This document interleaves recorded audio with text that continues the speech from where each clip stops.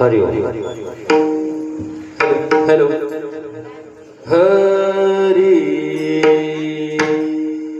हरी रामकृष्ण हरी.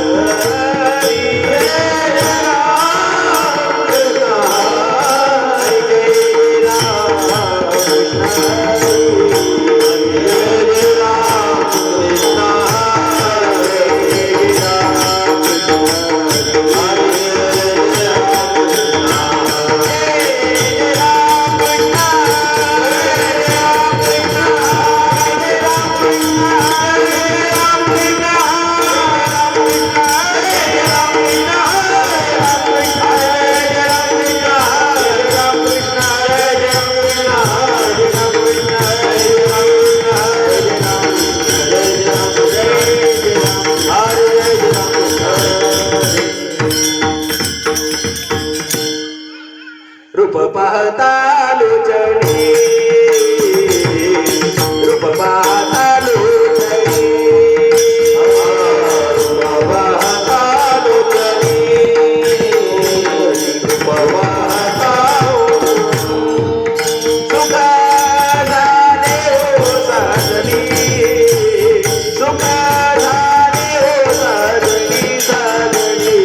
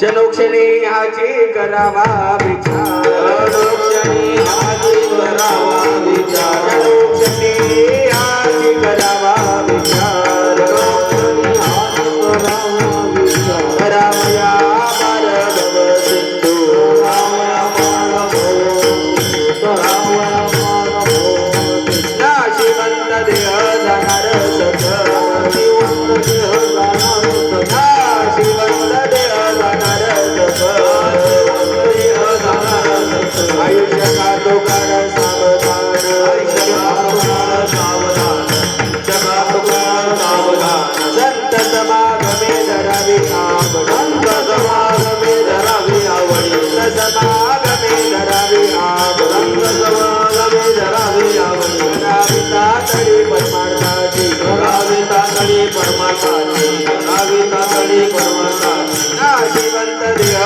जाणार सख जीवन देह जाणार नाशिवंत देह जाणार सख जीवन देह जाणार सखा आयुष्य काढतो काढ सावधान जगात काळ सावधान जगात काळ सावधान तुका म्हणे निहलोकीच्या व्यवहार निहलोकीच्या व्यवहार निहलोकीच्या व्यवहार निहलोकीच्या व्यवहार काढले पुढे बसली राहो पुढे बसली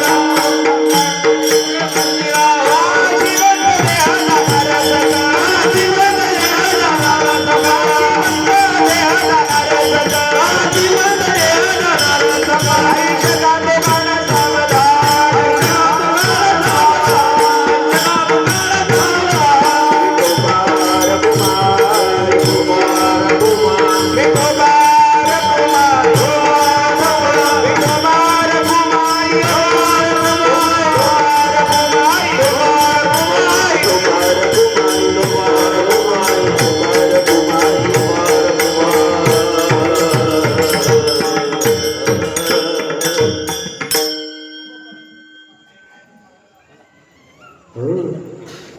क्षणोक्षणाची करावा विचार क्षणोक्षणाची करावा विचार क्षणोक्षणाची करावा विचार क्षणोक्षणाची करावा विचार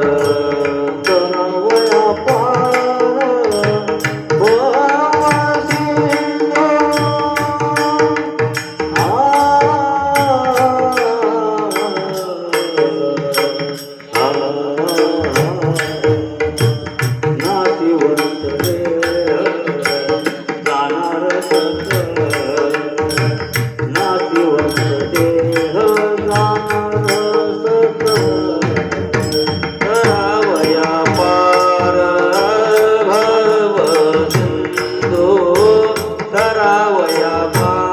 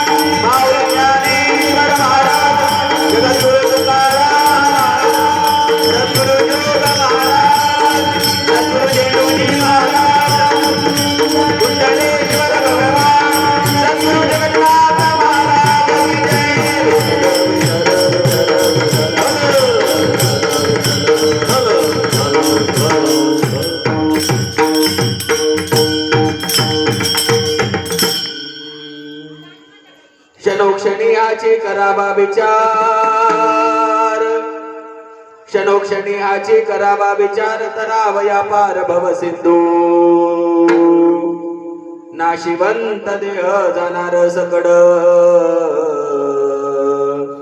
आयुष्य खातो काढ सावधान. संत समागमे धरावी आवडी, करावी तातडी परमार्थाची. नाशिवंत देह जाणार सकड, आयुष्य खातो काढ सावधान. तुका म्हणे लोकीच्या व्यवहारे, नका डोळे दुरे भरून राहो. नाशिवंत देह जाणार सकड, आयुष्य खातो काढ सावधान. संपाद्य ज्ञानांचे विहाय भक्ती, विलोके दोयण समाधी राजा.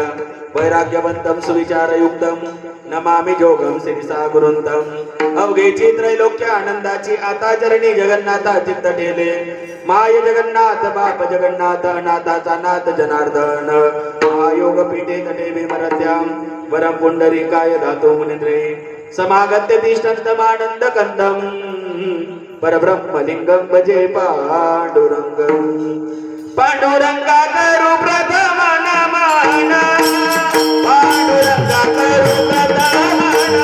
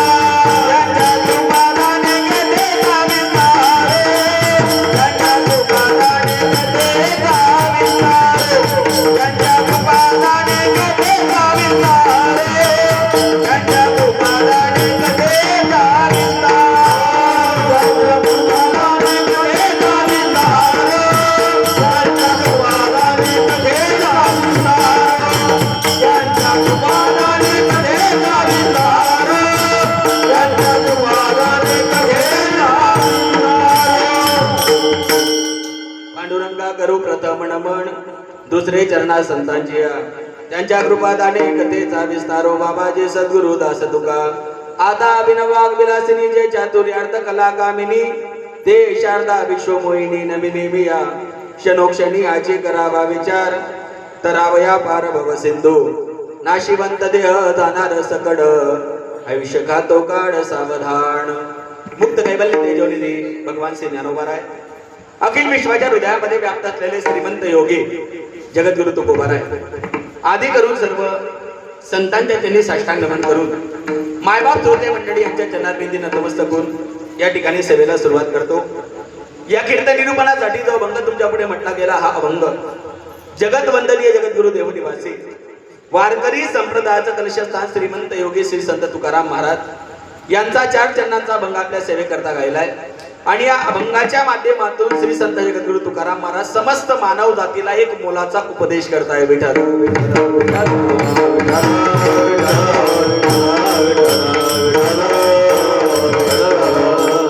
अभंगावर चिंतन करण्यापूर्वी अल्पसा पर्याय द्यायचा तो असा की आपल्या पुनीत आणि पावन झालेल्या या जळगाव नगरीमध्ये तथा या नेहरू नगरामध्ये कीर्तनाचा कार्यक्रम निमित्त आहे. सगळ्यांना माहिती आहे. वैकुंठवासी हरिभक्तपरायण ज्ञानेश्वर दादा हरी महाजन यांच्या उत्तर कार्याच्या निमित्ताने कीर्तनाची सेवा आहे. हरिभक्तपरायण परमादरणीय आमचे सचिन दादा ज्ञानेश्वर महाजन, भाऊ हरिभक्तपरायण विनोद दादा अशोक महाजन, त्यांचा समस्त महाजन परिवार, या परिवाराच्या वतीने ही कीर्तनाची सेवा आयोजित केली गेली. त्याच माध्यमातून गायनाकरता उपस्थित परमादरणीय आपल्या परिसराचं वैभव हरिभक्तपरायण सुनीलजी महाराज या ठिकाणी मात्र उपस्थित आहे. हरिभक्तपरायण स्वप्नील दादा आहेत, हरिभक्तपरायण बर्णे दादा आहेत, हरिभक्तपरायण देवरे महाराज आहेत, हरिभक्तपरायण अशोकजी महाराज या ठिकाणी मात्र उपस्थित आहे. प्रभाकर दादा आहेत, हरिभक्तपरायण तुकाराम दादा आहेत, आमचे भास्कर दादा, फिरके दादा, परम आदरणीय परमशिव आमचे नवनाथ दादा सुद्धा या ठिकाणी मात्र उपस्थित आहे. अगदी मी सगळ्यांच्या चरणी साष्टांग पटिपात करतो. मस्त कहे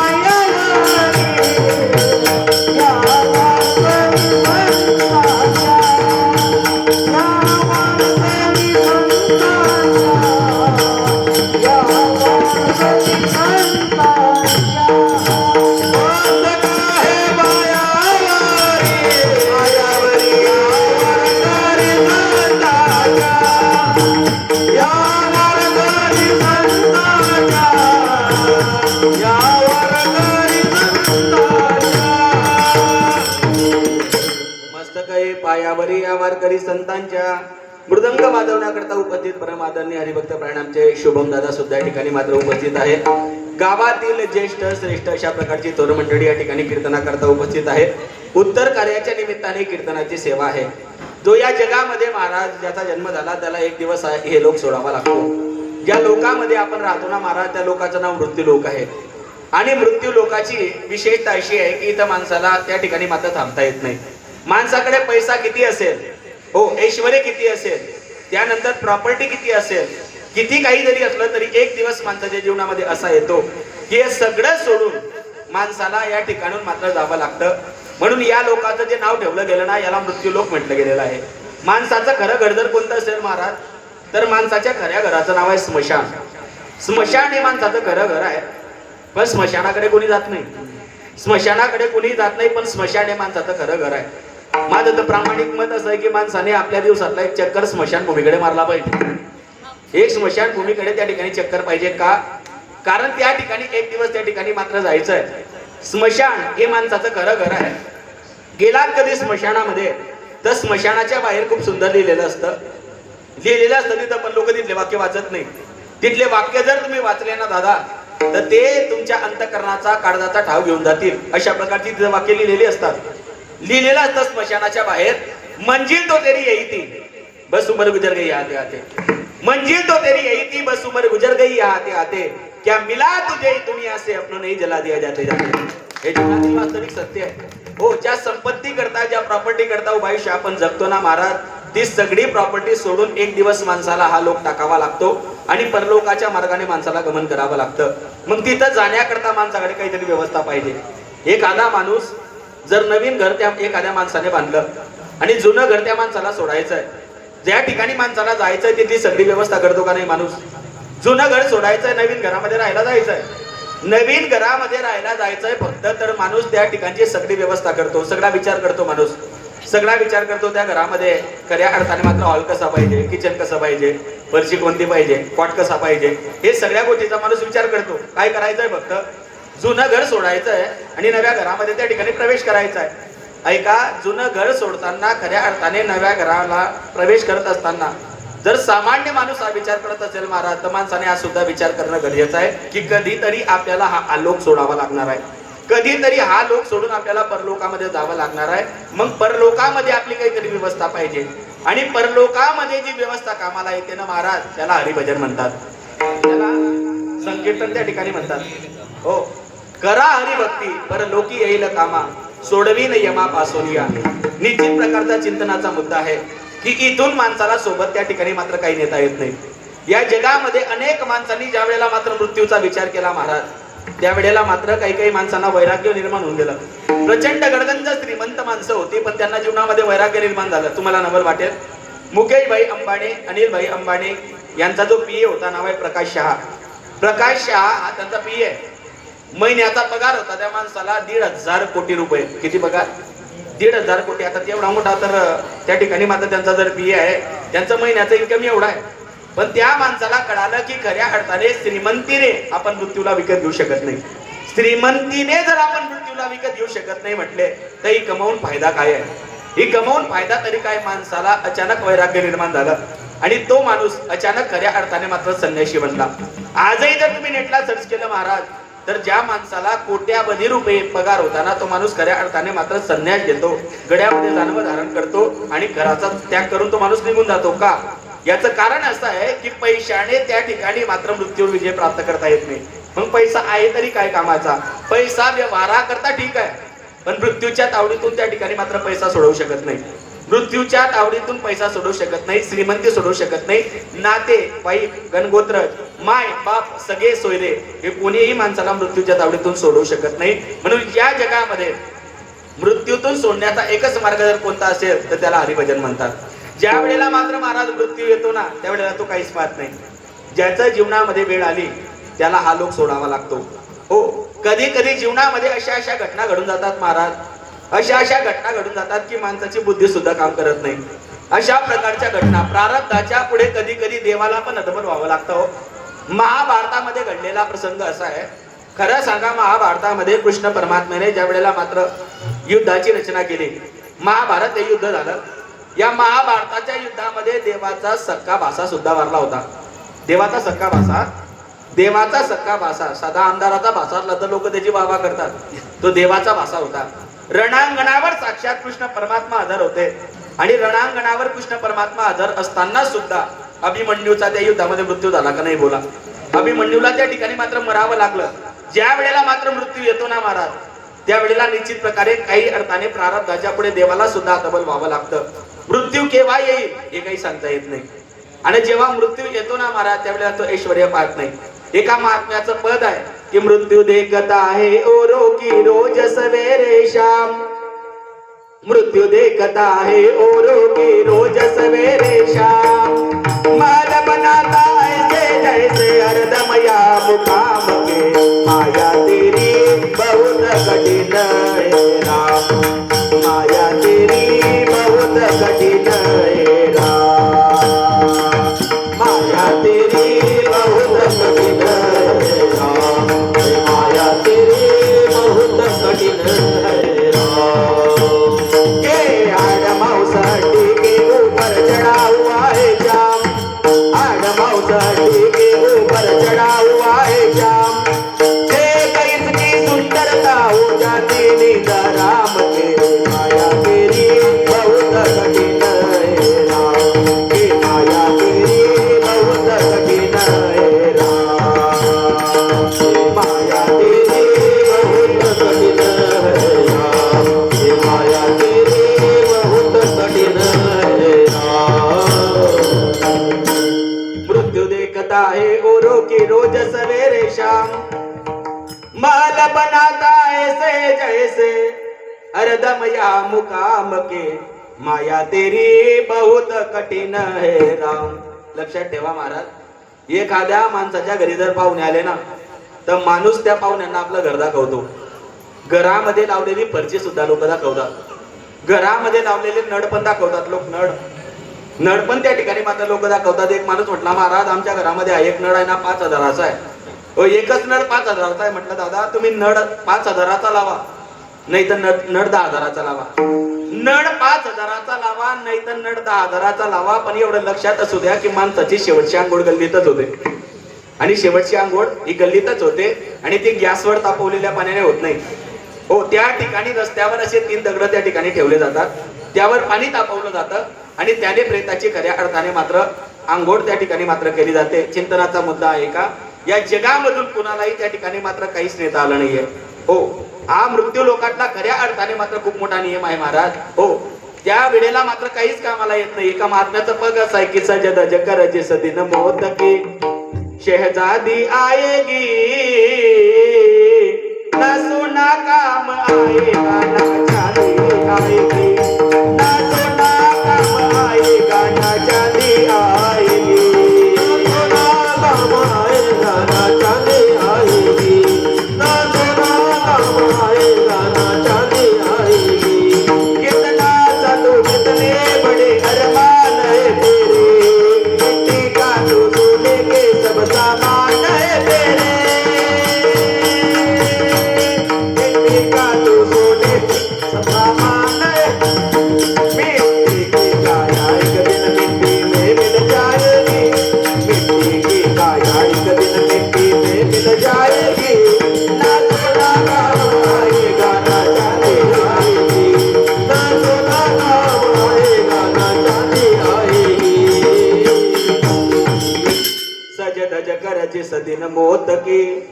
शहजादी आएगी.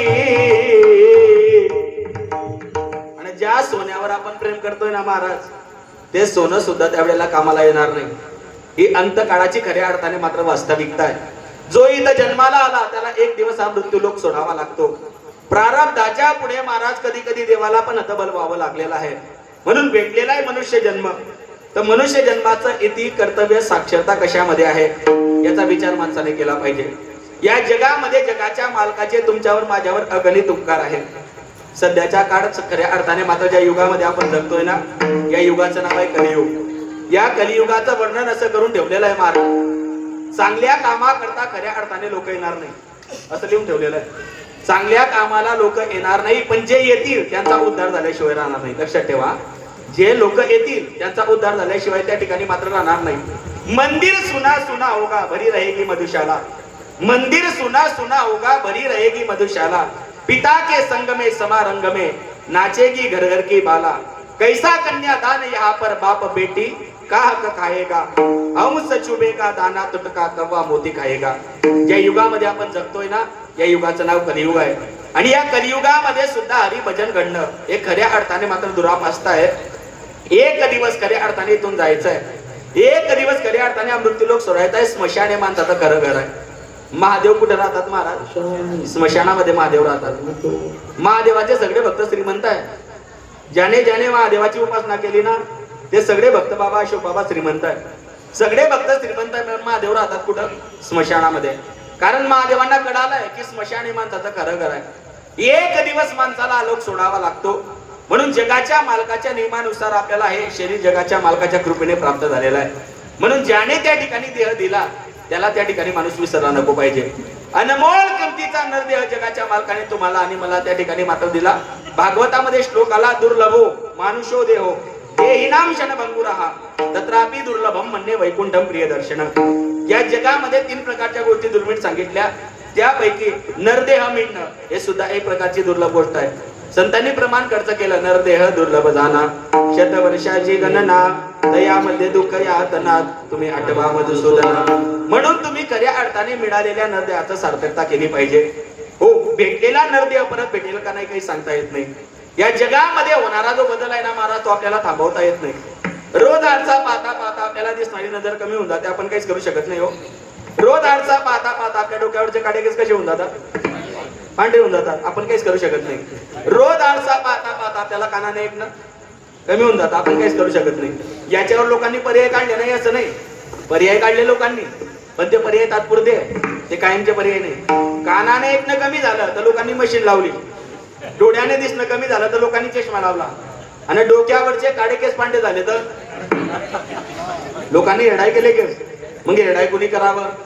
हेडाय कुणी करावं? एखाद्या 50 वर्षाच्या ताईने हेडाय केलं काही प्रॉब्लेम नाहीये. 90 वर्षाच्या आजीने हेडाय करावं का? 90 वर्षाच्या आजीने, 90 वर्षाच्या आजीचा हेडाय करून काही उपयोग नाही. महाराज ऐका, या जगामध्ये जे शरीर दिलेल्या जगाच्या मालकाने हे अचानक त्या ठिकाणी मात्र बदलून जातं. तरुणपणी माणूस वेगळा दिसतो, म्हातारपणी माणूस त्या ठिकाणी मात्र वेगळा दिसतो, लहानपणी पोरगा वेगळा दिसतो, आणि किशोरी अवस्थेमध्ये त्या ठिकाणी मात्र तो वेगळा दिसतोय. पण या जगामध्ये बदल होणार आहे हे निश्चित आहे. जशी वेळ आहे ना ती एका ठिकाणी थांबलेली नसते. काळ बदलून जातो महाराज. आणि काळ बदलून गेल्यानंतर महाराज खऱ्या अर्थाने म्हातारपणी परमार्थाला लागून उपयोगी होत नाही. हो, काळ केव्हा येईल हे काही सांगता येत नाही. म्हणून संत महात्म्यांनी आपल्याला मृत्यूच्या बाबतीमध्ये सावध केलं की जगाच्या आदि सावध व्हावे मरणा. आदि सावध व्हावे मरणा.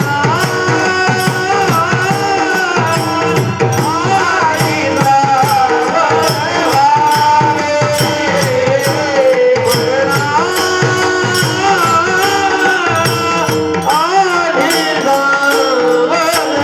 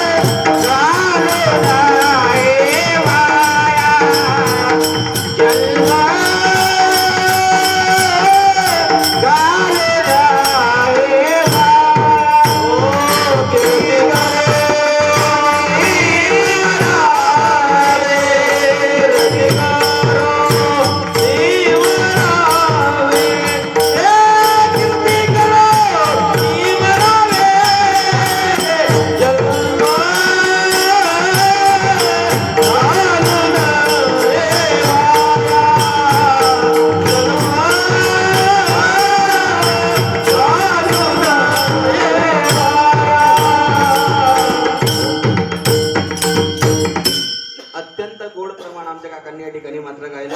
परम आदरणीय अशोक दादा.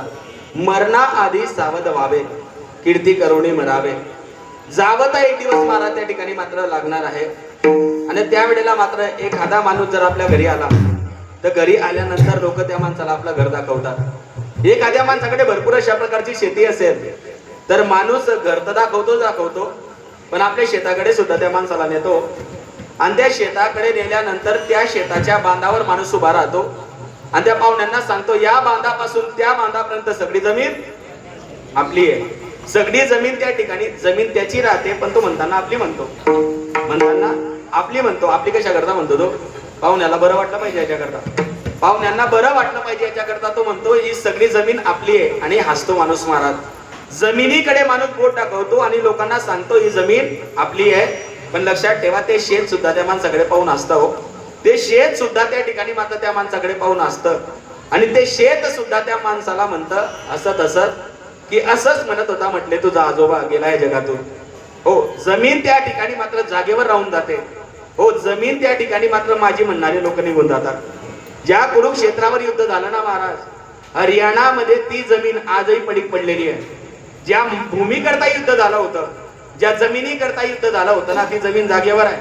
पण या जगातून कौरवही निघून गेले आणि या जगातून पांडव सुद्धा निघून गेले. जमीन त्या ठिकाणी मात्र जागेवर राहून गेली. चिंतनाचा मुद्दा आहे का इथं माणसाने कमवलं किती हो तरी माणसाला खऱ्या अर्थाने मात्र सोबत काही नेता येत नाही. अहो सिकंदर नावाचा बादशाह ज्या वेळेला मात्र जग सोडून गेला होता ना 21 वेळा ज्या माणसाने जगावर स्वारी केली त्याचा अंतकाळ जवळ आला. अंतकाळ जवळ आल्यानंतर सगळे फकीर हकीम त्यांना त्यांचे सगळे कार्य करणारे लोक त्यांना त्याने जवळ बोलवलं. हे बघा म्हटले माझ्याकडे एवढं धन आहे मी मृत्यूच्या तावडीतून वाचू शकत नाही का? ते म्हटले बघा तुम्ही जे कमवलेलं आहे ते सुद्धा तुम्हाला या तावडीतून वाचवता येणार नाही. मग म्हटले करायचं काय याचं आता? हो त्या वेळेला मात्र सिकंदरासारखा बादशाह रडला हो. ज्याने 21 वेळा जग जिंकलं होतं ना तो माणूस अंतकाळाच्या वेळेला रडतोय. आणि तो म्हटला मी जेव्हा मरेल ना म्हटले तेव्हा माझी प्रेत यात्रा निघेल त्यावेळेला माझे दोघही हात खऱ्या अर्थाने मात्र मोकळे ठेवायचे. एकाही बाजूला मी कमवलेली संपत्ती ठेवायची, ऐश्वर्य ठेवायचं आणि एके बाजूला मी कमवलेलं हत्तीदड, घोडदड, पायदड हे सगळं काही एके बाजूला असू द्यायचं आणि एके बाजूला मी कमवलेली सगळी संपत्ती ठेवायची. हो आणि खऱ्या अर्थाने ज्या वेळेला सिकंदर नावाचा बादशाह जगातून गेला एका बाजूला त्याने कमवलेलं सैन्य होतं तर दुसऱ्या बाजूला त्याने कमवलेली सगळी संपत्ती होती. पण खऱ्या अर्थाने त्याच वेळेला जेव्हा त्याची प्रेत यात्रा निघाली त्यावेळेला मात्र गुरु आणि शिष्य समोरून आले आणि त्या ठिकाणी गुरु शिष्य यांचा संवाद झाला. शिष्य गुरुला म्हणाला बघा म्हटले महाराज हा सिकंदर नावाचा बादशाह जगातून जातोय ना तर लोकांना संदेश देतोय म्हटले की मी जातोय ना माझं सैन्य मी सोबत नेतोय, माझी संपत्ती मी सोबत नेतोय.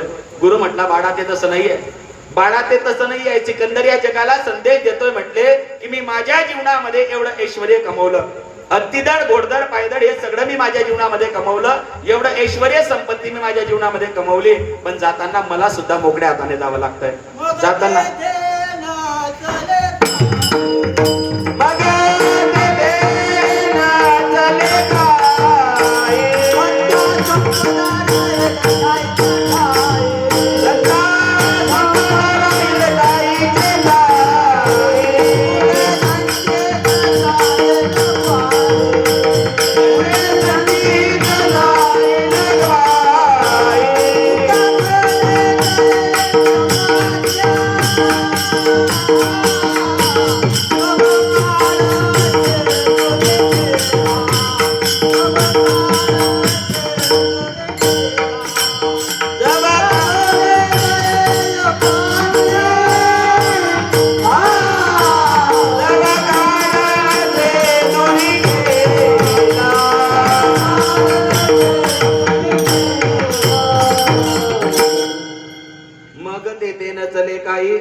सत्ता संपत्ती राहील टाईचे टाई.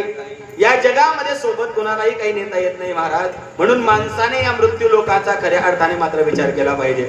मनुष्य जन्म माणूस हा विचारशील प्राणी आहे. अहो माणसाच्या जीवनामध्येच माणसाला विचार करता येतो, प्राण्यांच्या जीवनामध्ये माणसाला विचार करता येत नाही. प्राण्यांना विचार करण्याची बुद्धीच नसते. हो तुम्ही कधी असं पाहिलं का मेरून मधून त्या ठिकाणी 2-4 कुत्रे निघाले आणि चालले पंढरपूरच्या वारीला? हो कधी कधी पाहिलं तुम्ही असं 2-4 बकऱ्या निघाल्या ना मुक्ताबाईच्या वारीला चालल्या? नाही, प्राण्याच्या ठिकाणी ती बुद्धी नाहीये. प्राणी त्या ठिकाणी जीवनामध्ये त्यांची परमार्थाकडे वाटचाल नाहीये. मग परमार्थाकडे वाटचाल कुणाची आहे? माणसाची आहे. मग माणसाची वाटचाल आहे, मग माणसाने ते केलं पाहिजे. पण आज जीवनामध्ये महाराज जर तुम्ही पहिला विचार लोकांचं जर आताच्या काळामध्ये वागणं पाहिलं तुम्ही, तर माणसं त्या ठिकाणी मात्र असे जगताय की जसं माणसाला इथंच राहायचं आहे.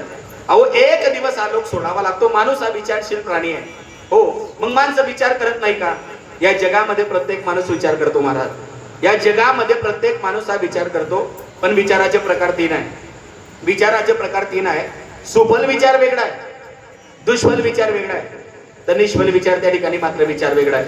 हो, दुष्फल विचार, ज्या विचारातून माणसाला दुःख प्राप्त होतं, जो विचार केल्यामुळे माणसाला त्याच्या पदरामध्ये दुःखाशिवाय काहीच पडत नाही, त्याला त्या ठिकाणी म्हटलं गेलंय, त्याला दुष्फल विचार म्हटलं गेलेलं आहे. काय झालं? आमच्या गुरुवरे विनोदाने दृष्टांत सांगायचे. एक माणूस म्हटले नोकरीला होता शहरामध्ये. आता तो रिटायरमेंट झाला आणि रिटायरमेंट झाल्यानंतर खऱ्या अर्थाने शहर सोडलं आणि ज्या गावाचा तो मूळ रहिवासी आहे त्या गावामध्ये तो राहायला गेला. त्या गावामध्ये त्या माणसाने घर बांधलं. त्या गावामधले त्याने शेती घेतली. तिथं तो माणूस राहायला गेला त्याच्या गावी. त्याच्या गावी तो माणूस खऱ्या अर्थाने मात्र राहायला गेला. आता रिटायरमेंट झाल्यानंतर माणसाला काय काम आहे? काहीच नाही. जोपर्यंत त्या ठिकाणी माणूस कामाला जातो तोपर्यंत काहीतरी काम राहतं. पण जेव्हा माणूस रिटायरमेंट होतो, हो 60 वर्षाचा माणूस सरकारला सुद्धा चालत नाही. 60 वर्षाचा माणूस सरकारला सुद्धा चालत नाही. मग 60 वर्षाचे झाले की लोक इकडे येतात. हो 60 वर्षाचे. मग तुम्ही विचार करा 60 वर्षाचा माणूस देवाला चालेल का? बरेच लोक म्हणतात महाराज या जगामध्ये परमार्थ म्हातारपणी करू. हो, म्हातारपणी माणसाला ऐकू येत नाही. हो, म्हातारपणी माणसाला बोलता येत नाही. तुमच्या गावात तरी आज कीर्तन आहे तर चांगली गर्दी आहे. 8 दिवसापूर्वी एका गावामध्ये कीर्तन होतं. मला 3च जण होते कीर्तनाला. 3च जण होते. त्यातले मी 2 बैल आणि 1 कांदा. काय सांगेल माणूस आता त्यांना? त्या बाबाला म्हटलं बाबा कस काय चाललंय? तो बाबा म्हणे गिलकी लावले. तो बाबा म्हणे गिलकी लावले. मला बी कोणी त्या ठिकाणी मात्र समोर कोणी नव्हतं. परत 10 मिनिटाने त्या बाबाला विचारलं, म्हटलं बाबा तुम्हाला मुलं बाळ किती हो? तर बाबा म्हणे भाजी पुरते निघतं मुलं बाळ. हो सांगा त्या वेळेला परमार्थ करून काय उपयोग आहे? म्हातारपणी 60 वर्षाचा माणूस सरकारला चालत नाही ना. हो 60 वर्षाचा माणूस सरकारला चालत नाही महाराज. आणि त्या काळामध्ये लोक परमार्थाकडे वळतात. त्या वेळेला माणसाची खऱ्या अर्थाने मात्र भगवंताची भजन करण्याची क्षमता राहत नाही. म्हणून तरुणपणी परमार्थ असावा आणि परमार्थ हा चांगला असावा. तरुणपणी परमार्थ असावा आणि परमार्थ अत्यंत खऱ्या अर्थाने चांगला असावा. म्हातारपण त्या ठिकाणी त्या माणसाचं आलं. 60 वर्षाचा माणूस रिटायरमेंट झाला, गावामध्ये राहायला आला. आता काही काम नाही म्हणून तो माणूस 10 वाजता रोज आपल्या घराच्या वट्यावर त्या ठिकाणी मात्र बसायचा. आता खेडेगावातलं वातावरण आणि शहर गावातले वातावरण याच्यामध्ये खूप बदल असतो. खूप मोठ्या अशा प्रकारचा फरक आहे. शहरातलं वातावरण वेगळं. हो काळानुसार त्या ठिकाणी सगळ्या गोष्टी बदलत चालल्या. जुन्या काळाचा जर विचार केला ना महाराज, जुने लोक अशिक्षित होते पण त्यांनी पाडलेल्या काही मर्यादा खूप चांगल्या होत्या.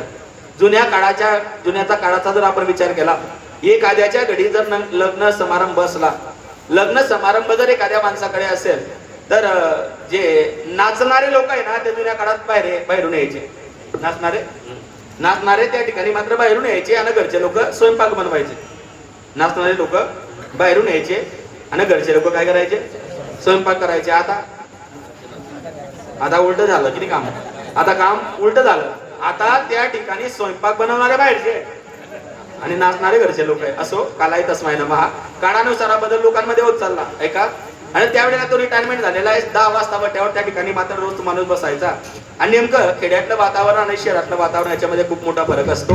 हो सकाळी 10 वाजता तो माणूस वट्यावर बसला की त्याच्याच घरासमोरून गावातले सगळे गुरंढोरं त्याच्याच घरासमोरून जायचे.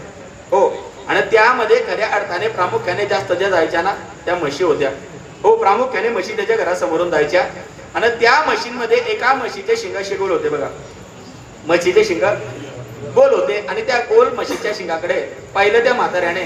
आणि त्या ठिकाणी रिटायरमेंट झालेला माणूस आणि त्या म्हशीचे गोल शिंग त्या माणसाने पाहिले. आणि तो माणूस विचार करतोय की या म्हशीच्या शिंगामध्ये माझं डोकं बसेल का? काय विचार करतोय तो? म्हशीच्या शिंगामध्ये माझं डोकं बसेल का? 1 दिवस नाही, 2 दिवस नाही, 3 दिवस नाही, कंटिन्यू 6 महिने त्याने हा विचार केला. तो म्हणे पागल सारखं विचार करून कुठपर्यंत बसायचा आपण? कुठपर्यंत विचार करणार आहे आपण? एकदा आपण प्रॅक्टिकल केलं पाहिजे. आणि 6 महिन्यानंतर विचार करून त्याने महाराज कोणत्याच प्रकारचा खऱ्या अर्थाने सुफल विचार नाही केला, दुष्फल विचार केला. आणि एक दिवस 6 महिन्यानंतर त्याने त्या म्हशीच्या शिंगांमध्ये त्याचं डोकं घातलं. आता म्हैस नावाचा प्राणी किती विचित्र आहे. म्हैस नावाचा प्राणी हा किती विचित्र आहे. त्या म्हशीच्या शिंगामध्ये त्याचं डोकं एकदम बेसोबेस बसलं महाराज. आणि काय सांगावं, त्या म्हशीने त्या ठिकाणी मात्र आपल्या शिंगामध्ये काय अडकलं ना काय नाही, म्हणून म्हैस त्या ठिकाणी घाबरली ना सगळ्या गावामध्ये म्हैस पडत सुटली. हो, एके ठिकाणी उखरड्यावर त्या बाबाला म्हशीने जोरात त्या ठिकाणी मात्र आपटलं खाली, दगड लागला डोक्याला, रक्त त्या ठिकाणी निघायला लागलं. लोक त्या ठिकाणी म्हैस गेली पडून, लोक आले उचलायला बाबाला. म्हणले बाबा, म्हशीच्या शिंगांमध्ये डोकं घालत असताना काही विचार केला पाहिजे होता ना तुम्ही, काही विचार केला पाहिजे होता. तो म्हणे सगळं बोला पण विचार करायचं बोलू नका. तो म्हणे सगळं बोला पण विचार करायचं बोलू नका. म्हणे कस काय बोलू नका? कोण म्हणतं? म्हटले मी विचार केला नाही, 6 महिन्यापासून विचार केला. म्हटले 6 महिन्यापासून हा विचार केला ना, आज खऱ्या अर्थाने मात्र प्रॅक्टिकल केलं. हो, म्हटले बाबा हा विचार तुम्हाला खूप महागात पडला. तो म्हणे जाने दो, जो हुआ जो हुआ, जो हुआ सो हुआ. हो म्हणे बाबा काय हुआ सो हुआ, अहो तुमचं डोकं फुटलं ना. हो, तो म्हणे जाऊ द्या, सिर फुटा तो फुटा, मिठात तो मिठा. हो, काही का होईना म्हटले, विचाराची खऱ्या अर्थाने मात्र सार्थकता तर झाली. खरं सांगा महाराज, असा विचार किती महिने केला तर माणसाचा उद्धार होईल? होऊ शकतो माणसाचा उद्धार? त्या ठिकाणी माणसाचा उद्धार होऊ शकत नाही. हो, कुत्र सुद्धा म्हणतं खरं आहे. हो, कुत्र सुद्धा म्हणतं खरं आहे की असा विचार केल्यानंतर माणसाचा त्या ठिकाणी मात्र उद्धार होऊ शकत नाही. हा झाला दुष्फल विचार. काही माणसं या जगामध्ये निष्फल विचार करतात. ज्या विचारातून कोणत्याच प्रकारचं काहीतरी साध्य होत नाही, त्या विचाराला त्या ठिकाणी मात्र निष्फल विचार म्हटलेला आहे. विचाराचे 3 प्रकार आहेत: सुफल, निष्फल, दुष्फल. दुष्फल विचार करून फायदा नाही, निष्फल विचार करून फायदा नाही. मग या जगामधून जर तरायचंय महाराज, तर माणसाने एक विचार केला पाहिजे. आणि तो विचार कसा केला पाहिजे महाराज, त्याचं वर्णन करताय महाराज अभंगाच्या पहिल्या.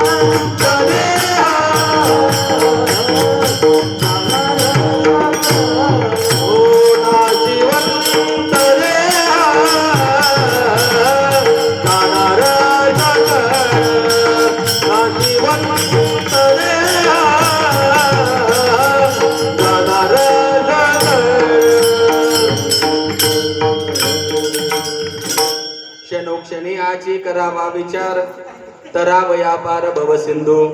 जन्म मरणाच्या संसारातून तरण्याचा माणसाने विचार केला पाहिजे. आपल्या मागे एक संसार आहे. संसार आपण कशाला म्हणतो महाराज? घरामध्ये एखाद्या माणसाच्या भांडेकुंड्या जास्त आहे, भांडेकुंडे एखाद्या माणसाच्या घरामध्ये जास्त आहे, तर लोक त्याला संसार म्हणतात. हो, तो संसार जो आहे ना, तो सामान्य संसार आहे. पण खरा जो संसार आहे महाराज, संतांनी आपल्याला संसार सांगितला. पुनरुपी जननम पुनरुपी मरणम पुनरुपी जननी जठरे शयनम य संसारे कलु दुस्तारे कृपया पारे पाय मुरारे भज गोविंदम भज गोविंदम भज गोविंदम मूढमते. या नियमाला अनुसरून महाराज काही लोकांनी ज्या वेळेला मात्र विचार केला ना, काही लोक या जगातून निघून गेले. हो, अहो श्रीमद भागवतामध्ये कथा येते भरत नावाच्या राजाची. अहो भरत राजाकडे जेवढं साम्राज्य होतं महाराज, हो, साम्राज्याची कोणत्याही प्रकारची कमतरता नव्हती. पण अचानक जीवनामध्ये वैराग्य निर्माण झालं. माणसाने सगळा वेश त्या ठिकाणी मात्र राजमुकुट उतरवला आणि राजमुकुट ठेवून माणूस संन्याशी होऊन गेला. गंडकी नावाच्या नदीच्या किनाऱ्यावर त्यांनी आपली कुटिया त्या ठिकाणी मात्र उभी केली. हो, राजा आहे पण राजा बैरागी बनला. एका क्षणाच्या विचाराने त्यांचं खऱ्या अर्थाने मात्र जीवन बदलवून टाकलं होतं. पण संसारामध्ये जर खऱ्या अर्थाने माणूस अडकून गेला, चांगल्या चांगल्या लोकांना संसार पाक नाही करता आला. चिंतनाचा मुद्दा सांगेल मी तुम्हाला. ज्या राजाच्या नावावरून आपल्या देशाला नाव पडलं भारत, असा भरत राजा सगळं सोडून ज्या वेळेला मात्र गंडकी नावाच्या नदीच्या किनाऱ्यावर जातो, कुटिया तयार करतो आणि रोज त्या ठिकाणी मात्र नित्य नियमाने गंगेचं खऱ्या अर्थाने मात्र गंडकी नावाच्या नदीचं स्नान करतो. नदीचं स्नान करणं हे सुद्धा खऱ्या अर्थाने मात्र एक पवित्रपणा आहे. हा सुद्धा एक खूप मोठ्या अशा प्रकारचा पवित्रपणा आहे. हो, आपण शहरामध्ये राहणारे लोक आहोत. आपल्याला खऱ्या अर्थाने आताच्या काळामध्ये नदीवर जाणं शक्य नाही. हो, गंगेवर जाणं आपल्याला त्या ठिकाणी शक्य आहे का आताच्या काळात? नाही. मग गंगेच्या नावाचं भांड प्रत्येकाच्या घरामध्ये आणून ठेवलंय लोकांनी. गंगेच्या नावाचं भांड प्रत्येकाने आपल्या घरामध्ये आणून ठेवलेलं आहे. त्याचं नाव आहे गंगालय. त्याचं नाव काय आहे? त्याचं नाव आहे गंगालय. लोकांनी त्या शब्दाचा अपभ्रंश केला गंगा आहे. लोकांनी त्या शब्दाचा अपभ्रंश केला गंगा आहे. हो, या गंगालयाची मान्यता अशी महाराज की त्या गंगायामध्ये जर नळाचं आपण पाणी टाकलं आणि ते पाणी जर स्वतःच्या अंगावर टाकलं तर गंगेचं स्नान केल्याचं पुण्य आपल्याला घर बसल्या प्राप्त होतं, असं गंगालयाचं महत्व आहे. पण इमानदारीने सांगा, लोकांनी ते गंगाय कुठे ठेवलंय? कुठे ठेवलंय ते? लोकांनी ते गंगाय ठेवलं माड्यावर. हो, माड्यावर त्या ठिकाणी मात्र लोकांनी ते गंगाय ठेवून दिलं. आणि खऱ्या अर्थाने ते गंगाय केव्हा काढतात लोक? माणूस मेला की लोक ते गंगाय बाहेर काढतायत. चिंतनाचा मुद्दा आहे का? गंगेमध्ये स्नान करणं ही एक प्रकारची पवित्रता आहे. राजाला या जीवनामध्ये चांगल्या बऱ्यापैकी कळालं.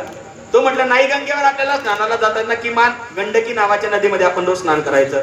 हो, आणि रोज त्या ठिकाणी मात्र नानाविध अशा प्रकारची साधना करून राजा सगळं सोडून गंडकीच्या किनाऱ्यावर राहतोय.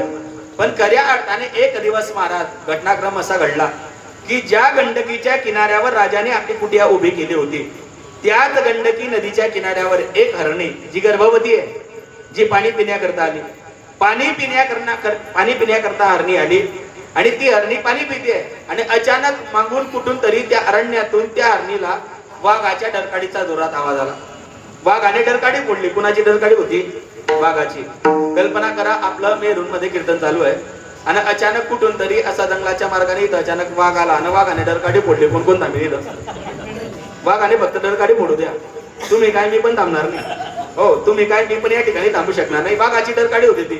अहो, हरणीचा काढ म्हणजे वाघ आहे. तिला कळालं की वाघाने डरकाडी फोडली म्हणजे खऱ्या अर्थाने आपलं आता काही खरं नाही.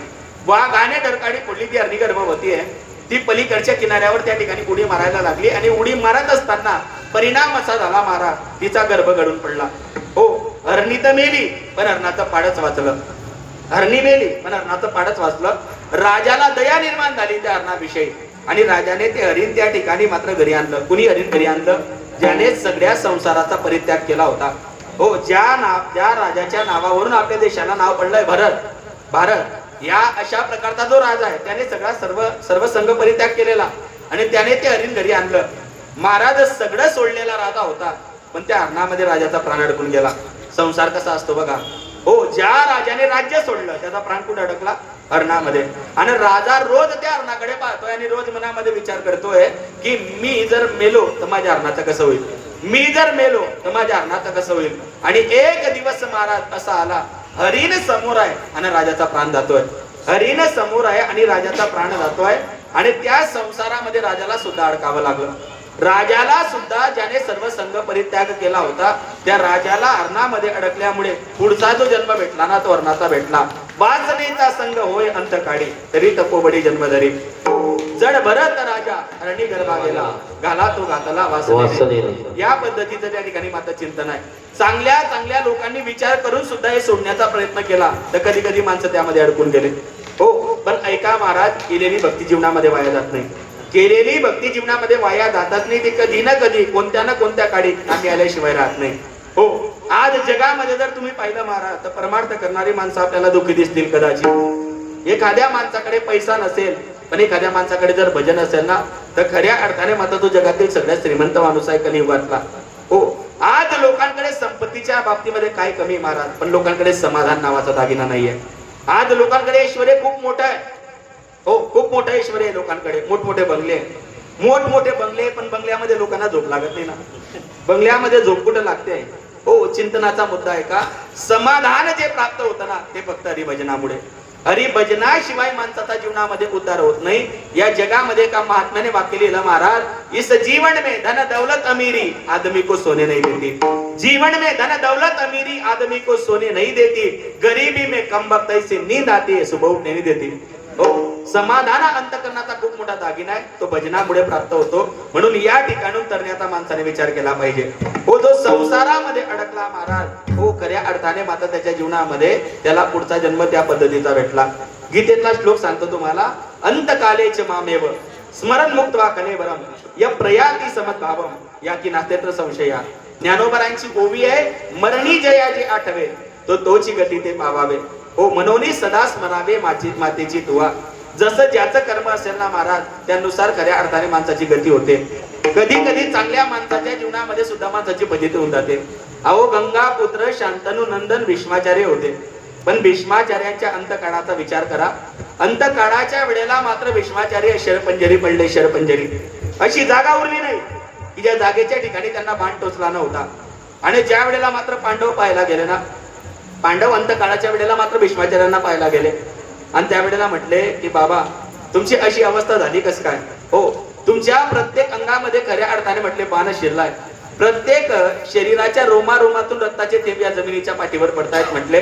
ते म्हटले मी जरी शांतनु नंदन असलो, जरी गंगापुत्र असलो, ज्या गंगेमध्ये स्नान केल्यानंतर माणसाला पवित्रता प्राप्त होते असे मानणारे आपण लोक, पण त्या गंगेच्या पोटी ज्यांचा जन्म झाला होता असे जे होते ना, त्यांचं नाव आहे भीष्माचार्य.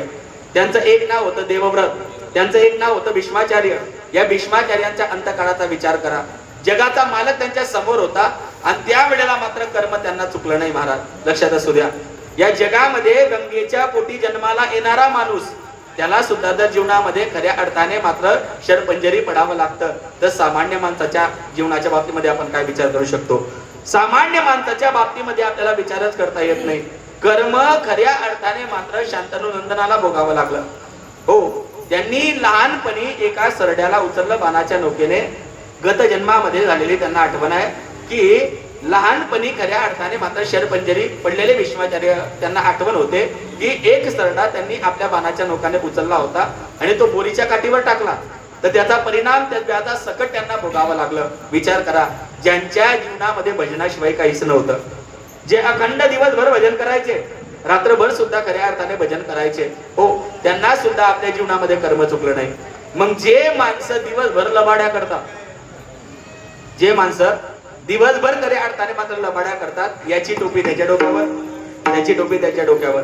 लोकांना असं वाटतं महाराज आपण लोकांना फसवतोय, आपण लोकांना फसवू शकतो महाराज, पण आपलं कर्म आपल्याला सोडत नाही. तुका म्हणे कर्म लेखा, तुका म्हणे कर्म लेखा, ओ लेखा हे कर्म लेखा, तुका म्हणे कर्म लेखा, तुका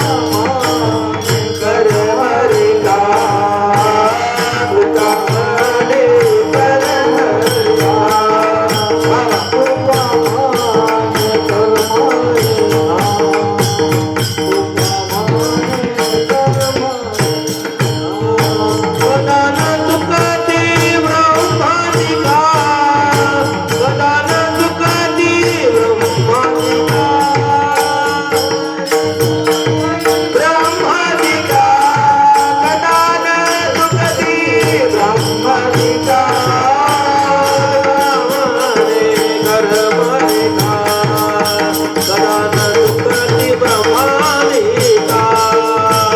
तुका म्हणे कर्म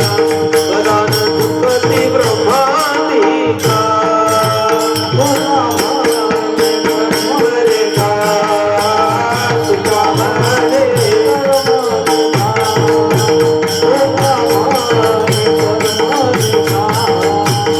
तुका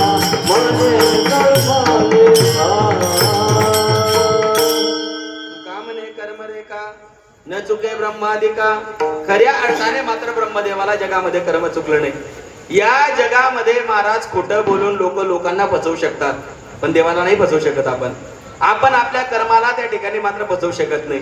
एका महात्म्याने म्हटलेलं आहे की तू लाख करे चतुराई, के तू लाख करे चतुराई, कर्म काले कमिटे नारे भाई, कर्म काले कमिटे नारे भाई, कर्म काले कमिटे नारे भाई, कर्म काले कमिटे नारे भाई.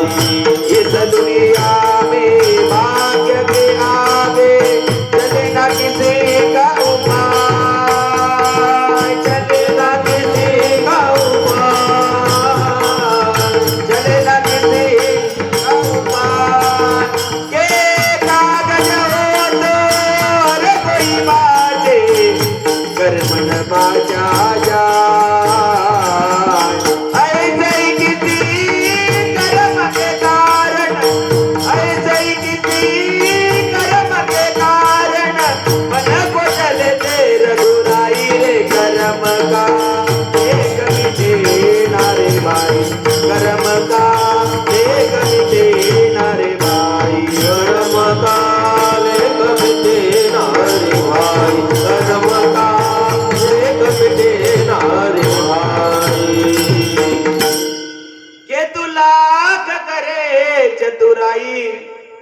के तू लाख करे चतुराई, कर्म काले कमिटे नारे भाई. कर्माने महाराज भीष्माचार्यांना सोडलं नाही, कर्माने महाराज राजा रामचंद्रांच्या वडिलांना सुद्धा सोडलं नाही, कर्माने खऱ्या अर्थाने मात्र देवाला सुद्धा सोडलं नाही. हो, कल्पना करा, ज्यांच्या जीवनामध्ये भजन होतं, पूजन होतं, खऱ्या अर्थाने कधी कधी त्यांची वेळ मात्र दुःखामध्ये गेली महाराज. तर ज्यांनी जीवनामध्ये खऱ्या अर्थाने मात्र कर्माचाच विचार केला नाही. हो, म्हणून पहिल्यांदा परमार्थ करत असताना माणसाचं कर्म त्या ठिकाणी मात्र चांगलं असावं. परमपूज्य आदरणीय गुरुनाम गुरु डोंगरेजी महाराज म्हणायचे, अगर कर्म तेरे अच्छे है तो किस्मत तेरी दासी है, कर्म तेरे अच्छे है तो किस्मत तेरी दासी है, और अगर नियत तेरी सच्ची है तो घर बैठे मथुरा काशी. हो, घरामध्ये बसून जर कर्म चांगलं केलं महाराज, तर मथुरेला जायचं सुद्धा माणसाला खऱ्या अर्थाने मात्र गरज नाहीये. असा कर्माचा खऱ्या अर्थाने मात्र सिद्धांत आहे. आणि न भुंकते अपेक्षीयते कर्म, हा सिद्धांत कर्माचा असल्यामुळे खऱ्या अर्थाने तुम्ही चांगला विचार करा, आणि चांगला विचार करून खऱ्या अर्थाने बहुसागर तरण्याचा विचार करा. बहुसागर तरण्याचा तुम्ही विचार केला पाहिजे. मग हा विचार केव्हा करा? वर्षानुवर्ष करा का? नाही. महिने करा का? नाही. प्रत्येक क्षणाला माणसाने हा विचार केला पाहिजे. संत महात्म्यांची जी भाषा आहे ना महाराज, ही अत्यंत समर्पक आहे. शरीर केव्हा जाईल हे काही सांगता येत नाही, काळाचा त्या ठिकाणी मात्र केव्हा बोलावा येऊन जाईल हे काही सांगता येत नाही. म्हणून क्षणोक्षणी आची करावा विचार, तरावया पार भव सिंधू. परत तुम्ही या देहाने जर इथून तरण्याचा नाही विचार केला तरी म्हटले नाशिबान शरीर खऱ्या अर्थाने मात्र निघून जाईल. तो विचार म्हणतायत महाराज अभंगाच्या दुसऱ्या चरणामध्ये, नाशिवंत देह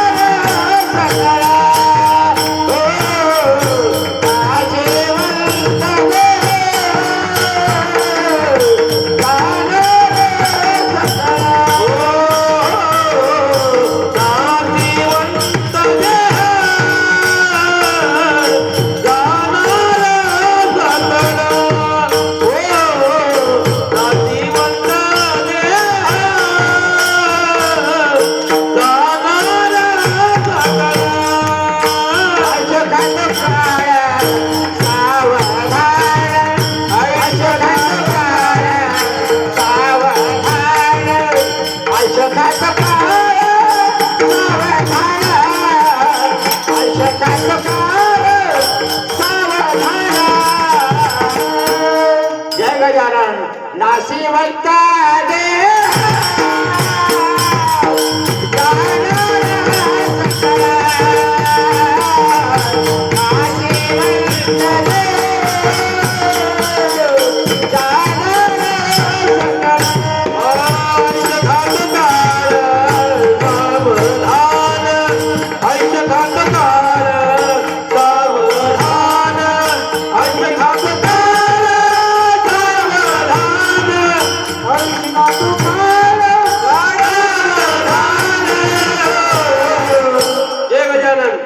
नाशिवंत देह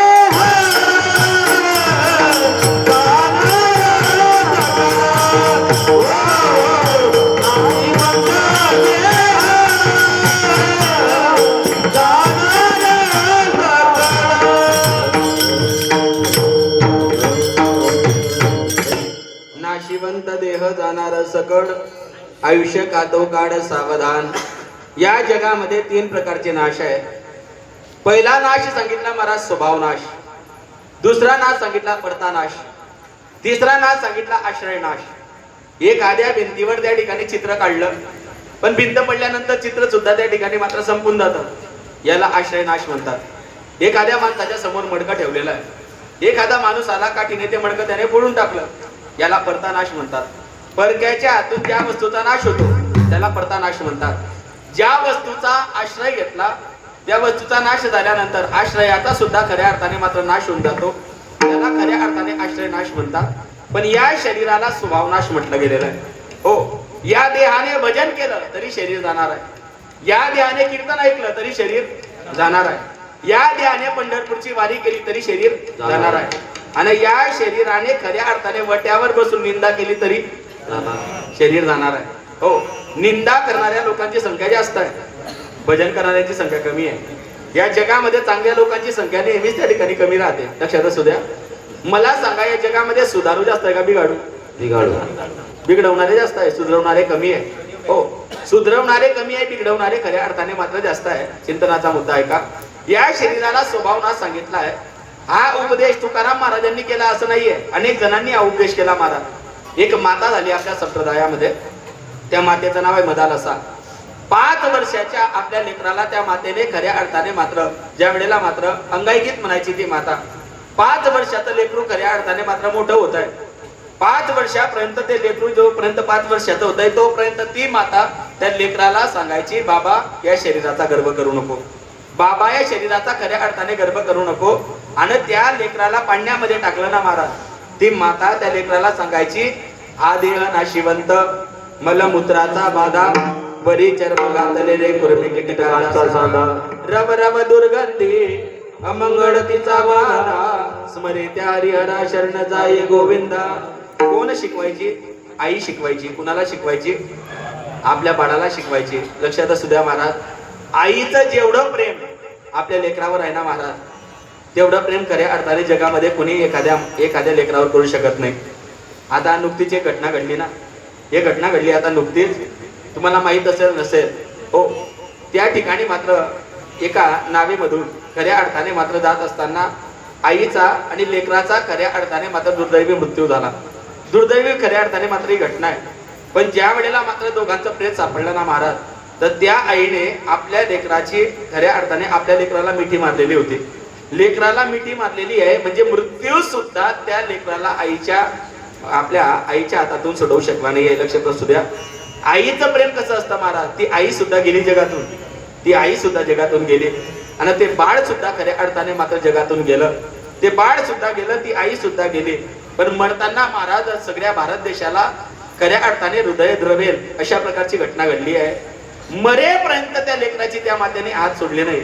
लेकरू आपल्या हृदय पटलावर आहे, आणि खऱ्या अर्थाने मात्र महाराज काळाने त्या ठिकाणी मात्र झडप काढली, आणि त्यामुळे आईंचा आणि लेकराचा दोघांचा खऱ्या अर्थाने दुर्दैवी मृत्यू झाला. मला सांगायचं आहे, आईचं जेवढं प्रेम लेकरावर आहे, संतांनी आईचा दाखला दिला महाराज. लेकुराचे ही वाही माऊलीचे चित्त, ऐसी कडवड्याची जाती करी लावावी नप्रीती. या नियमाला अनुसरून एक माता जगामध्ये अशी झाली, त्या मातेचं नाव आहे मदालसा. त्या मदालसाने आपल्या लेकराला सांगितलं, बाबा या शरीराचा गर्व करू नको, हे शरीर म्हटले खऱ्या अर्थाने एक दिवस सोडावं लागणार आहे. हो, या शरीराला शरीराला जो नाश आहे ना म्हटले बाळायला स्वभाव नाश आहे. हो, स्वभावताने म्हटले खऱ्या अर्थाने शरीराला नाश आहे. हे शरीर कधीतरी सोडावं लागणार आहे. आमचे गुरुवर्य सांगायचे काय झालं म्हणे, जुन्या काळामध्ये एखादं मोठं गाव राहायचं आणि खेडेगावातली माणसं मोठ्या शहराच्या गावाला बाजार करण्याकरता जायची. शहरातल्या गावाला लोक शहरामध्ये बाजार करण्याकरता कुठली माणसं जायची? खेड्यातले. हो, एक दिवस ठरलेला असायचा. जसा जळगावचा पण एक दिवस ठरलेला असतो ना बाजाराचा. तुमचा गाव कोणता दिवस आहे तो? शनिवारी जसा जळगावचा बाजार असतो शनिवारी, तसं प्रत्येक जे मोठं गाव आहे त्या मोठ्या गावाचा प्रत्येक दिवस ठरलेला असायचा. मग त्या दिवशी खेड्यातली सगळी माणसं बाजार करण्याकरता कुठे जायची? शहराच्या गावाला जायची. तसा म्हटले खेडेगावातला माणूस शहराच्या गावी बाजार करण्याकरता गेला. दिवसभर त्याला जो सामान घ्यायचा होता तो सगळा सामान त्या माणसाने आपल्या पिशवीमध्ये घेतला. संध्याकाळच्या 5च्या गाडीने तो माणूस घरी आला. सगळा बाजार त्याने दिवसभर केला होता. दिवसभर बाजारामध्ये त्याला पटेल ती वस्तू तो घेतली होती. त्याने प्रत्येक वस्तू त्याने घेतली आणि पिशवीमध्ये त्याने ती प्रत्येक वस्तू टाकली. बाजाराची पिशवी त्याने भरलेली होती. संध्याकाळच्या 5च्या गाडीने तो घरी आला. घरी आल्यानंतर महाराज बसमधून तो खाली उतरला आणि बसमधून खाली उतरल्यानंतर त्याच्या एका हातामध्ये बाजाराची पिशवी होती. त्याच्या एका हातामध्ये बाजाराची पिशवी होती आणि त्याच्या दुसऱ्या हातामध्ये एक काळी पिशवी पण होती. दुसऱ्या हातामध्ये काळी पिशवी पण होती. तुम्ही जसा विचार करताय तसं मी सांगत नाही. तुम्ही वेगळीकडे गेले का? तुम्ही वेगळीकडे गेले वाटतं. हो, काळ्या पिशवीमध्ये आंबे पण आणता येतात. हो, काळ्या पिशवीमध्ये आंबे पण आणता येतात. मला सांगायचं आहे की त्या माणसाने आंबे आणले होते. त्याने आंबे आणले होते. एका हातात बाजाराची पिशवी, एका हातात काळी पिशवी आणि काळ्या पिशवीमध्ये आंबे होते आणि आंब्यांकडे त्या माणसाने पाहिलं. हो, इतके खऱ्या अर्थाने मात्र मागा मोलाचे आंबे त्याने बाजारातून आणले आणि त्या आंबे घरी आणल्यानंतर त्याने विचार असा केला, म्हटले हे आंबे फक्त उन्हाळ्यातच भेटतात. हे आंबे हिवाळ्यात भेटत नाही. हे आंबे फक्त उन्हाळ्यातच भेटतात. हे आंबे हिवाळ्यामध्ये भेटत नाही. आपण एक काम करू, हे सगळे आंबे फ्रीज मध्ये ठेवू. 4 महिन्यानंतर फ्रीज उघडू आणि 4 महिन्यानंतर हिवाळ्यात आंबे खाऊ. असा विचार त्या माणसाने केला. त्याने आंबे म्हणजे फ्रीज मध्ये ठेवून दिले. 4 महिन्यानंतर त्याने फ्रीज उघडलं आणि 4 महिन्यानंतर ते आंबे त्याला जसे तसे भेटले.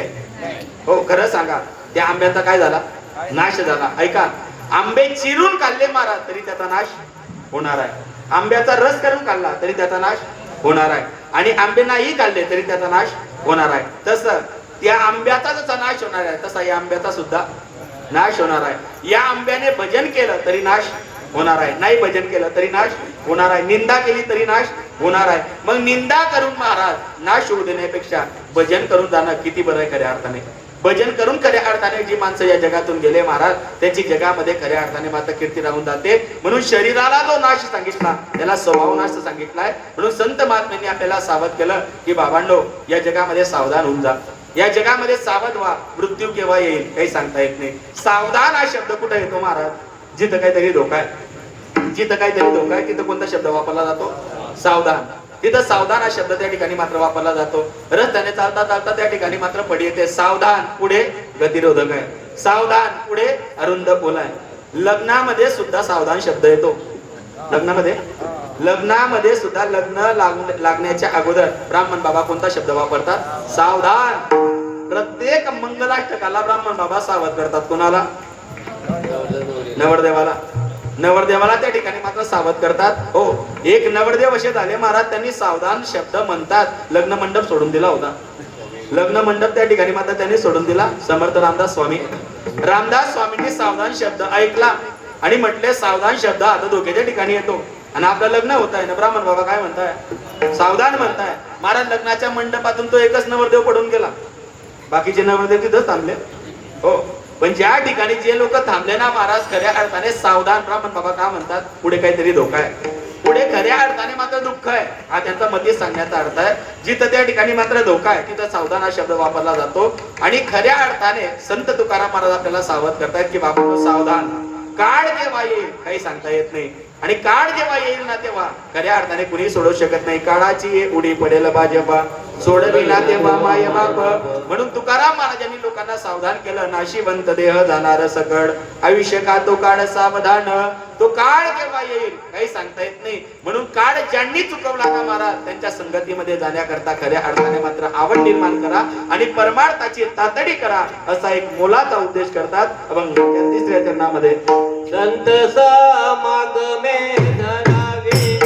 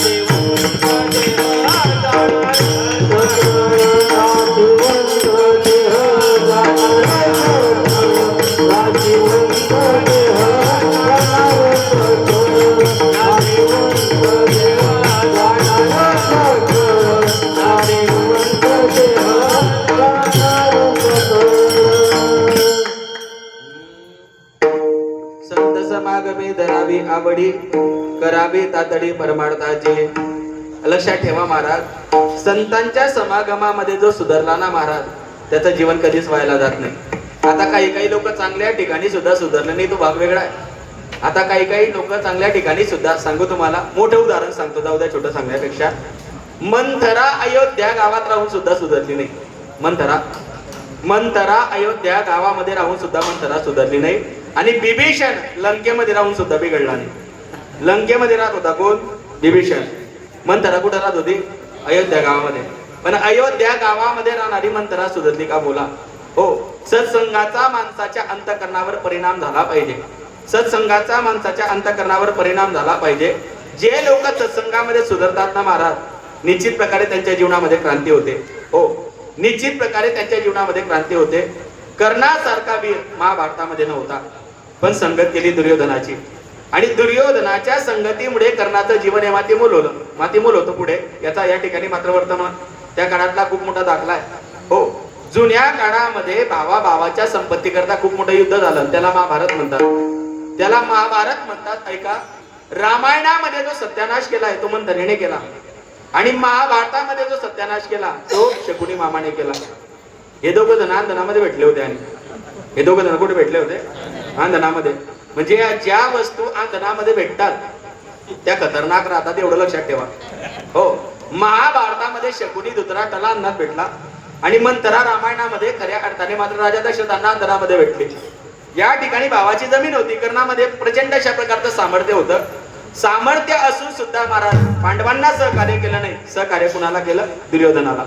सहकार्य त्या ठिकाणी मात्र दुर्योधनाला केलं. कर्णासारखा वीर महाभारतामध्ये नाही, पण महाभारतामध्ये द्रौपदी सारख्या पतिव्रता स्त्रीला वेश्या म्हणण्याचं महापाप कर्णाच्या हातून घडून गेलं. हो, संगत दुर्योधनाची त्या ठिकाणी मात्र केल्यामुळे एका पतिव्रता स्त्रीच्या खऱ्या अर्थाने मात्र सन्मानाला ज्या वेळेला मात्र ठेच लागते, त्यावेळेला कुणी बोलायला तयार होत नाही. त्यावेळेला त्यामध्ये कर्णाचा सुद्धा नंबर होता का नाही? कर्णासारखा एका जगामध्ये पाप करतात ना लोक, खऱ्या अर्थाने पाप करणारे लोक या जगामध्ये आहे, पण पाप अडवण्याचं सामर्थ्य असून सुद्धा जे लोक खऱ्या अर्थाने मात्र त्या सामर्थ्याचा प्रयोग करत नाही, ते लोक जास्त दोषी राहतात. एखाद्याकडे प्रचंड त्या ठिकाणी मात्र सामर्थ्य आहे, पण त्या सामर्थ्याचा उपयोग चांगल्या कामाकरता झाला पाहिजे. हो, महात्म्यांचं वाक्य असंही महाराज, अन्याय करणाऱ्यापेक्षा अन्याय सहन करणारा हा जास्त गुन्हेगार असतो. एखाद्यामध्ये प्रचंड अशा प्रकारचं सामर्थ्य आहे, सामर्थ्य असून सुद्धा एका नारीला कुणी वाचवू शकलं नाही त्या सभेमध्ये, त्या वेळेला मात्र खूप मोठा विध्वंस झाला. ऐका, महाभारतामध्ये कर्णासारखा वीर आहे, पण कर्णासारख्या वीराला ज्या वेळेला मात्र दुर्योधनाची संगत घडते. कर्ण खूप चांगला आहे, पण एवढा चांगला असणारा कर्ण सुद्धा ज्या वेळेला मात्र दुर्योधनाच्या संगतीमध्ये जातो तर जीवन हे मातीमोल होतं. हो, याच्यामध्ये दोष कर्णाचा नाही, याच्यामध्ये दोष संगतीचा आहे. याच्यामध्ये दोष संगतीचा आहे. पाणी एकच आहे, पण तेच पाणी जेव्हा कारल्याला जातं तेव्हा ते पाणी कडवून जातं. पाणी एकच आहे, तेच पाणी जेव्हा मिरचीला जातं तेव्हा ते तिखट होऊन जातं. पाणी एकच आहे, तेच पाणी ज्या वेळेला मात्र ऊसाला जातं तेव्हा ते गोड होऊन जातं. हो, ज्याचा त्याच्या संगतीचा खऱ्या अर्थाने मात्र विषय आहे. म्हणून संगत ही चांगल्या लोकांची करा. अहो, तुकाराम महाराजांची संगत ज्यांना घडली महाराज, खऱ्या अर्थाने त्यांचंही जीवन खऱ्या अर्थाने मात्र पवित्र झालं. चिंतनाचा मुद्दा लक्षात ठेवा. संगत करो बडो की तो बडत बडत बड जाय. संगत जर करायची असेल ना तर मोठ्याची संगत करा, आणि संगत जर केली छोट्या माणसाची तर त्या ठिकाणी घटत घटत घटत जाय. हो, संगत जर लहान माणसाची केली तर माणूस घटत घटत जातो, आणि मोठ्याची संगत केली तर निश्चित प्रकारे त्याच्या जीवनामध्ये वृद्धी होत जाते. संत समागमामध्ये एक वेगळा आनंद आहे, संत संगतीमध्ये एक वेगळा आनंद आहे, पण तो माणसाला घेता आला पाहिजे. हो, आज खऱ्या अर्थाने तुम्ही म्हणाल महाराज, या जगामध्ये संत आहेत तरी कुठं संतांची संगत करण्याकरता? ज्ञानेश्वर महाराज आहे आता जगामध्ये. ज्ञानेश्वर महाराजांची संगत करावी तर ज्ञानेश्वर महाराज आता जगामध्ये नाही. ज्ञानेश्वर महाराजांनी संजीवन समाधी घेऊन टाकली. नाथ महाराजांची संगत करावी तर नाथ महाराजांनी जल समाधी घेऊन टाकली. संत तुकाराम महाराजांची संगत करावी, तुकाराम महाराज वैकुंठ ढाला निघून गेले. मग माणसाने संगत करावी तर नेमकी कुणाची करावी? हो, ऐका, तुम्हाला तुकाराम महाराजांची संगत भेटली नसेल खेद मानू नका. तुम्हाला एकनाथ महाराजांची संगत भेटली नसेल खेद मानू नका. तुम्हाला ज्ञानेश्वर महाराजांची संगत भेटली नसेल खेद मानू नका. पण त्यांनी निर्माण केलेलं जे वाङ्मय आहे त्याची संगत करा. हो, तुकाराम महाराजांनी जो गाथा निर्माण केला तो गाथा म्हणजे देऊचे तुकाराम महाराज आहे. ज्ञानेश्वर महाराजांनी जी ज्ञानेश्वरी निर्माण केली ती ज्ञानेश्वरी म्हणजे श्री संत ज्ञानेश्वर महाराज आहे. एकनाथ महाराजांनी जे भागवत निर्माण केलं महाराज, तेच भागवत म्हणजे एकनाथ महाराज आहे. कलियुगामध्ये माणसाला तरण्याचा मार्ग हे ग्रंथ शिकवतात. हो, आणि चांगल्या चांगल्या लोकांचं अधपतन हे संगतीमुळे झालं. म्हणून संगत माणसाच्या जीवनामध्ये चांगली असावी. म्हणून संत तुकाराम महाराजांनी आपल्याला सावध केलं की या जगामध्ये वेळ कमी आहे. अहो, कृतयुगामध्ये माणसाला 1,00,000 वर्षाचं आयुष्य होतं. 1,00,000 वर्ष जगत होता माणूस. कोणत्या युगामध्ये? कृतयुगामध्ये. त्यानंतरचं जे युग लागलं त्या युगाला म्हटलं गेलं त्रेतायुग. त्रेतायुगामध्ये माणूस 1,000 वर्ष जगत होता, 10,000 वर्ष जगत होता. त्यानंतर जे युग लागलं त्या युगाचं नाव आहे द्वापार युग. द्वापार युगामध्ये माणूस 1,000 वर्ष जगत होता. आणि आता आपण ज्या युगामध्ये जगतोय त्या युगाचं नाव कलियुग. हो, या कलियुगामध्ये माणूस फक्त किती वर्ष जगतो? 100 वर्ष. पण 100 वर्ष सुद्धा आता पूर्णत्वाला जात नाही. 100 वर्ष म्हणजे प्रत्येक युगामध्ये एक शून्य कमी कमी होत आला. 1,00,000, 10,000, 1,000 आणि त्यानंतर डायरेक्ट 100. आता देवाला सगळे मिळून एकच विनंती करा, देवा शून्य कमी करण्याच्या भानगडीत पडू नको. जर आता शून्य कमी झालं तर 2च पंचवार्षिक राहतील फक्त. आणि 2 पंचवार्षिक मध्ये हो म्हणजे 5 पंचवार्षिक मध्ये सुद्धा सगळे कामं होत नाही. 2 पंचवार्षिक मध्ये काय कामं होणार आहे महाराज? ऐका, या जगामध्ये कलियुगामध्ये आयुष्याची मर्यादा थोडी आहे. म्हणून चांगल्या त्या ठिकाणी मात्र ग्रंथांना निवडा. संतांची समागमाची त्या ठिकाणी माता इच्छा महाराजांनी व्यक्त केली आहे की या जगामध्ये तुमचा उद्धार जर व्हायचा असेल तर संतांचा समागम जीवनामध्ये आवश्यक आहे. नाही तुम्हाला जीवनामध्ये संत भेटले तर ग्रंथांची त्या ठिकाणी मात्र सेवा करा. ग्रंथ तुम्हाला त्या ठिकाणी ग्रंथ बोलतात माणसाशी महाराज. माणूस जर ग्रंथापर्यंत गेला ना तर ज्ञानेश्वरी खऱ्या अर्थाने ज्ञानेश्वरी त्या माणसाशी बोलते. हो, तुम्हाला नवल वाटेल, आळंदीमध्ये एक मावशी होत्या, त्यांना वाचता येत नव्हतं. जन्मांध मावशी, त्यांना वाचता येत नाही. त्यांना वाचता येत नाही, पण ज्ञानेश्वर महाराजांवर खूप मोठी श्रद्धा आहे. लोक पारायण करण्याकरता जातात, अजानुक्षा खाली बसतात. अजानुक्षा खाली बसून लोकांना ज्यांना वाचता येतं बिचारे ते लोक पारायण करतात. पण त्या आजीच्या डोळ्यामध्ये रोज अश्रू यायचे की मी किती दुर्भाग्यशाली आहे की मला ज्ञानेश्वरी वाचता येत नाही. वाचता येत नाही, माझं शिक्षण झालं नाही, मला ज्ञानेश्वरी वाचता येत नाही, मला दिसत नाही डोळ्याने. ज्ञानेश्वरी पाठ करायची इच्छा आहे, पण खऱ्या अर्थाने माता दुर्भाग्य पहा की ज्याची वाचण्याची इच्छा आहे महाराज, हो, त्या म्हातारीला दिसत नव्हतं. आणि ज्याचे चांगले डोळे त्याला वाचण्याची इच्छा होत नाही. ज्याचे चांगले डोळे आहे त्याला वाचण्याची इच्छा होत नाही. म्हातारी आंधळी होती, पण म्हातारीची इच्छा होती की मी ज्ञानेश्वरी वाचली पाहिजे. अहो, ज्ञानेश्वर महाराजांनी अशी कृपा केली महाराज त्या म्हातारीवर, काय सांगावं तुम्हाला.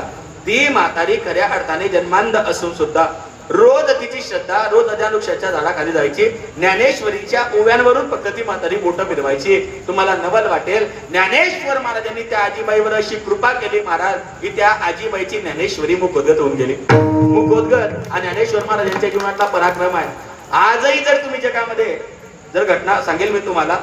अहो, आळंदीमध्ये जर तुमच्यापैकी कोणी गेलं असेल तर आळंदी गावामध्ये ज्ञानेश्वरी ग्रंथाचं मंदिर आहे.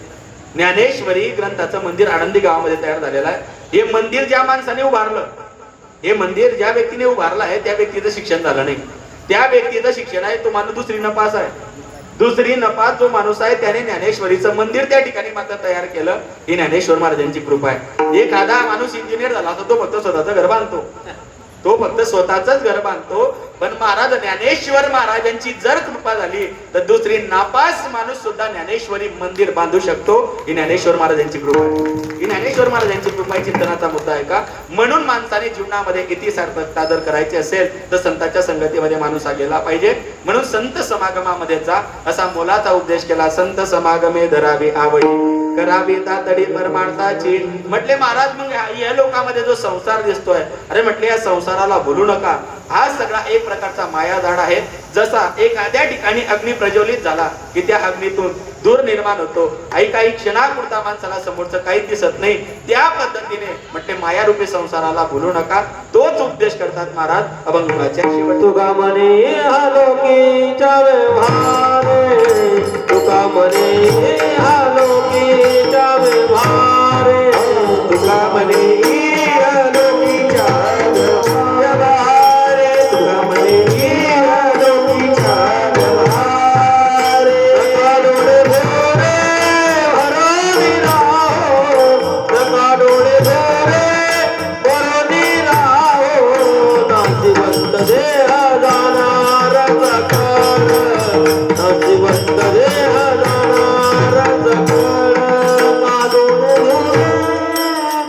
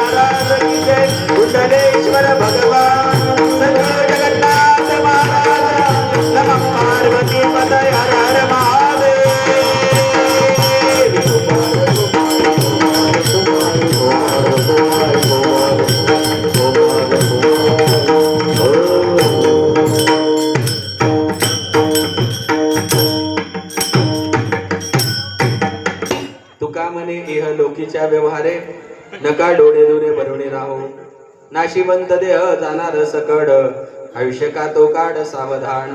नाहीच तुम्हाला काही करता आलं महाराज तर रोज भगवंताच्या दर्शनाकरता मंदिरामध्ये जात जा. हो, नाही कुणाची उपासना करता आली तर महादेवाची उपासना करा. निश्चित प्रकारे महादेव आपल्याला स्वीकारतात महाराज. जावं प्रत्येकाला एक दिवस लागणार आहे, हा मृत्यू लोकातला नियम आहे. हो, पण ज्याला वाटतं आपल्या जीवनामध्ये मृत्यूने खऱ्या अर्थाने मात्र आपलं त्या ठिकाणी मात्र वर्णन केलं पाहिजे, खऱ्या अर्थाने मात्र मृत्यूने आपलं स्वागत केलं पाहिजे, तर खऱ्या अर्थाने भगवंताच्या शरणागतीशिवाय माणसाला पर्याय नाही. या जगामध्ये एकच पवित्र स्थान आहे जिथं गेल्यानंतर माणसाचा खऱ्या अर्थाने मात्र मृत्यू गोड होऊ शकतो, आणि ते म्हणजे खऱ्या अर्थाने भगवंताचं मंदिर आणि भगवंताचं भजन. हो, एका महात्म्याने म्हटलेलं आहे ना महाराज, अकाल मृत्यू ओ मरे जो काम करे चांडाल का, अकाल मृत्यू ओ मरे जो काम करे चांडाल का, काल भी उसका कुछ नहीं बिगाड़ सकता जो भक्त है महाकाल का. देवाच्या व्यतिरिक्त माणसाला पर्याय नाही. पैसा किती असू द्या, श्रीमंती किती असू द्या, असो यथामती यथावकाश. जशी मौलींनी मला बुद्धी दिली त्याप्रमाणे अभंगावर चिंतन करण्याचा ठिकाणी मात्र प्रयत्न केला. गोड अशा प्रकारचा आपल्या गावातील हे भजनी मंडळ आहे महाराज. आपल्या मेरून नगरातील भजनी मंडळाचं कौतुक करावं. कौतुक करण्यासारखं खऱ्या अर्थाने भजनी मंडळ आहे. आमचे शुभम दादा इथं मृदंग वाजवण्याकरता उपस्थित आहे महाराज. आपल्या गावामध्ये कुठेही कीर्तनाचा कार्यक्रम असू द्या, ही सगळी मंडळी टाळ, विना, मृदंग, साऊंड सिस्टीम हे सगळं घेऊन आपल्या अंगणामध्ये खऱ्या अर्थाने मात्र हजर राहतात. आणि त्या प्रामुख्याने या मंडळींचं कौतुक करावं तेवढं थोडं आहे. आणि खऱ्या अर्थाने सगळी भजनी मंडळ आज कीर्तनाकरता उपस्थित राहिली. आमच्या चारुताई खऱ्या अर्थाने मात्र अयोध्या नगरहून इथं कीर्तनाला आल्या. खऱ्या अर्थाने गेलेल्या जीवात्म्याला भगवान परमात्मा आपल्या चरणाजवळ वसतिस्थान देव. त्यांचंही नाव ज्ञानेश्वर होतं महाराज, आणि जाण्याचं त्यांचं वय नव्हतं. पण काळाच्या ओघामध्ये कोण दिवस येईल कैसा, नाही या देहाचा भरवसा, या नियमाला अनुसरून आजींची इच्छा होती कीर्तन झालं पाहिजे. आजींची इच्छा होती कीर्तन झालं पाहिजे. वास्तविक पाहता महाराज, घरामधला म्हातारा माणूस आहे आणि घरातला तरुण माणूस निघून जाणं ही खूप मोठी दुर्दैवाची घटना आहे. असं घडू नये, असं कुणाच्याही बाबतीमध्ये घडू नये. पण या जगामध्ये महाराज काळाला थांबवता येत नाही, काळाला थांबवता येत नाही. आजींची इच्छा होती आणि आजींच्या इच्छेनुसार आजी कीर्तनाची सेवा. खऱ्या अर्थाने आजीचं जे नैतिक जीवन आहे हे सगळं परमार्थामध्ये आहे. निश्चित प्रकारे आपल्या मेरून नगरामध्ये कुठेही कीर्तन असू द्या, आमच्या आजी खऱ्या अर्थाने मात्र हजर राहतात. कुठेही कीर्तनाची सेवा असेल, श्रवणाची सेवा असेल, त्या आजी त्या ठिकाणी मात्र करतात. त्यांची इच्छा होती. हरिभक्तप्राण आमच्या परम आदरणीय रकुमाई आजी, हो, आजींची इच्छा होती कीर्तन झालं पाहिजे. हो, दादांच्या निमित्ताने, उत्तर कार्याच्या निमित्ताने कीर्तनाची सेवा होती. दादांनी या जगाचा निरोप घेतला. त्यांच्या पाठोमाग खऱ्या अर्थाने मात्र आपल्याला सुद्धा एक दिवस हा लोक सोडावा लागेल. हा मृत्यू लोकातला खऱ्या अर्थाने मात्र नियम आहे. उत्तर कार्याच्या निमित्ताने, ज्ञानेश्वर दादांच्या उत्तर कार्याच्या निमित्ताने कीर्तनाची सेवा होती. निश्चित प्रकारे गेलेला माणूस या जगामध्ये परत येत नाही. गए हुए कभी आते नाही, गए हुए कभी आते नाही, बसून की याद आती है. आणि ती आठवण मात्र तो माणूस आपल्या परिवाराला देऊन जातो, आणि त्या आठवणीनुसार त्या परिवाराला खऱ्या अर्थाने मात्र जगावं लागतं. त्या पद्धतीने आजींच्या माध्यमातून झालेलं हे नियोजन. हरिभक्तप्राण परम आदरणीय परमश्रोत आमचे मोठे बंधू सुनील दादा, आपल्या परिसराचा वैभव दादांच्या माध्यमातून कीर्तनाची सेवा माझ्या वाट्याला आली. जशी माऊलींनी मला बुद्धी दिली त्याप्रमाणे अभंगावर चिंतन करण्याचा प्रयत्न केला. निश्चित प्रकारे तुमच्याही जीवनामध्ये खऱ्या अर्थाने महाराज भगवंताचं भजन वाढो आणि भगवंताची तुमच्यावर कृपा हो, ही पांडुरंग रायाची मी विनंती करतो आणि येथेच माझ्या वाणीला पुनर्विराम देतो. ज्ञानेश्वर